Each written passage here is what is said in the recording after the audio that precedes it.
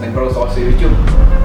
Tapos nakita ko yung video ng Film Riot tungkol sa Quicksilver Super Speed Effect. Tapos nag-isip ako ng magandang idea for a story. And yun, this is what I came up with.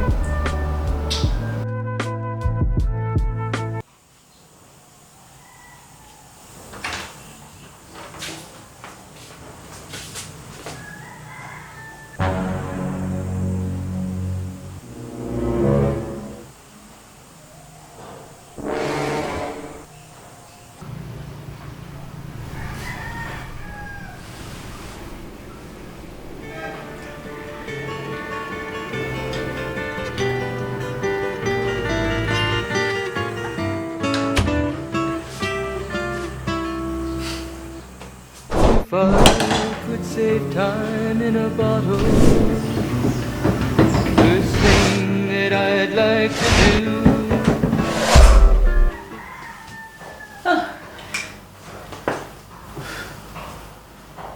Intro.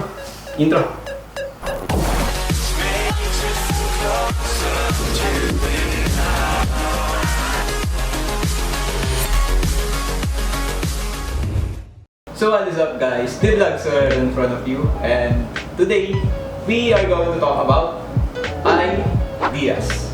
Pero bago yan, last week yata yan o nung isang araw lang ay may dumating akong package ulit galing Shopee. So flashback lang tong video na napanood nyo kasi gusto ko nang buksan tong package na to eh. 2 reasons. Una, kasi pag may package, syempre may content. At pangalawa, mamaya pag binuksan ko na. So, buksan natin na mabilis, ano? Let's go!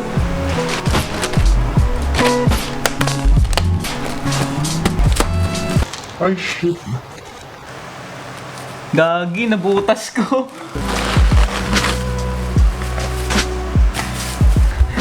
Kita ba yung butas? Yung butas mo. Kaya dahan-dahan kayo sa pagkukutsin nyo eh. Akin, sorry.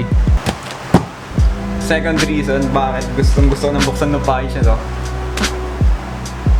Kape yan eh. Sige, balik na tayo na. So, gusto ko sana uminom ng kape ngayon habang nagbibideo. Kaso may ubo ako ngayon. Kaya pass muna tayo sa kape, no? So, nung isang araw lang, napanood ko rin yung video ni Danny Giverts entitled My Secret to Creating Original Ideas for Video. You should watch it too. Lalagay ko sa description box yung link ng video, no? And sinabi niya doon sa video na yun ay most of our ideas aren't original. And yes, I agree to that, no?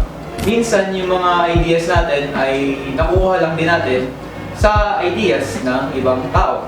At yun yung tinatawag natin na inspiration. Na-inspired ka dun sa idea ng isang tao. Kaya gumawa ka rin ng sarili mong idea galing dun sa idea na yan. Gets? Kagaya din yung sinabi ni Danny Giverts. Hindi ko na kung tama yung pronunciation ko pero Everyone is stealing a little bit from everyone else. And that's really what inspiration is made of. Pero, mag-iingat lang din tayo dito. Kasi dito madalas nagsisimula yung issue. May iba kasing tao na kumukuha ng ideas ng iba and kinakanila nila. Parang hindi na nila binibigyan ng credits at ng kung ano man. As a creator or as an author, ay napakasarap sa pakiramdam yung maka-inspired ka ng ibang tao.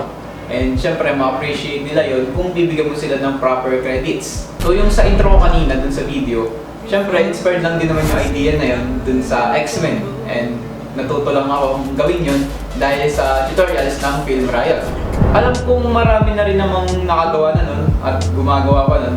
Pero naniniwala ako na nagkaka-iba-iba tayo, nagiging unique yung ideas natin in a way na kung paano natin siya i-execute, paano natin siya ibahagi sa ibang tao. At syempre, yung pinaka-importante ay yung kung paano natin siya lagyan ng story. Now, meron ka ng idea. That's only your starting point. Yun ang yung motivation mo. Ngayon meron ka ng idea, ay sa tingin ko, yung susunod mong gagawin ay isa sa, ito yung pinakamahirap siguro sa proseso to. Kapag meron ka ng idea, putting your idea into work naman. after putting this idea into work, ay ito namang pinakauli, which is sharing this idea to other people. So, paano ka nga gagawa ng sarili mong ideas?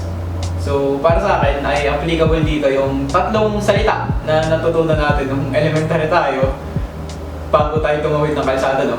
Ito ay yung stop, look, and listen. Stop. Stop for a moment to reflect on yourself. Ano nga ba yung interest mo? Ano ba yung sa tingin mo yung gusto mong gawin? Kasi kung dito ka magbabase ng ideas mo, ay mas madali. At parang kumbaga, mas mararamdaman mo yung passion mo dito. Mas magiging mo yung best mo kasi yung ideas na yun ay galing dun sa interest mo. Mas madali kasing gumawa ng ideas kapag yung ideas na yun is motivated by the things that you really love.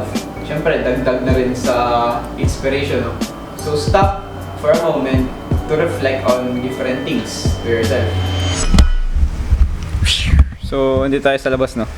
Para naman, maiba yung vibes. Nag-edit kasi ako ngayon, eh. So, unfortunately, ay nabura yung clip pagkatapos nitong video na to. Ewan ko, bigla na lang nawala dito sa laptop. Ulay ko pa yung ortina. So, next is look. Look at other people's work. Look for inspiration. Katulad ko, ako, mahilig akong tumingin sa gawa ng mga paborito kong creators and YouTubers. Katulad na lang nila Peter McCannon, Mati Hapuya, Jesse Driftwood. At syempre, yung taong nagbigay sa akin ng idea na to para gumawa ng video na to is si Danny Giverts. Hindi ko na kung tama talaga yung pronunciation ko, eh. Bahala na. So yun, by looking at other people's work, lalong-lalo na dun sa mga iniidolo mo, yung mga taong gumagawa ng work nila with passion and inspiration, nagiging fuel ko rin yun. Parang nadadala ba ako dun sa mga ginagawa nila. Same nung concept na yun, parang kapag ka tumitingin ka sa gawa ng ibang tao na mamotivate kang gumawa pa ng sarili mo ring mga works and namamotivate kang matuto pa. Kasi ako, kadalasan ng mga natututunan ko ay dahil nga sa panonood din ng mga gawa ng iba. Siyempre, parang minsan malalaman mo ko yung ano pa yung dapat mong i-improve, ano pa yung dapat mong matutunan nga. At ayun, look at other people's work or look for inspiration. Ayun, balik na tayo sa video, no? And lastly is listen. So, listen. Pwede kang makinig sa advice ng ibang tao. Pwede kang makinig sa critics nila, mapa-positive man to or negative. Pero don't let this define you, especially your work. Makinig ka lang.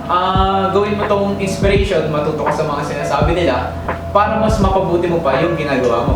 Kasi ganito, kahit anong gawin mo, kahit anong mangyari, ay may sasabihin at sasabihin ng ibang tao. Marami silang sasabihin na masama, pero isipin mo na ano magagawa natin doon? May sarili-sarili tayong opinion. At ayun, hayaan na lang natin. Basta importante ay gawin natin yung kung saan tayo sasaya. Hanggat wala tayong tinatapakang ibang tao, ay gawin natin yung ginagawa natin. Huwag kang matakot na ipakita yung talento mo sa ibang tao. Hanggat may isang naniniwala. So I think yun lang para sa video na to. Kaya din ako napatigil sa pag-edit ilang araw din. Kasi, ewan ko, yung tinatawag nilang creative pause.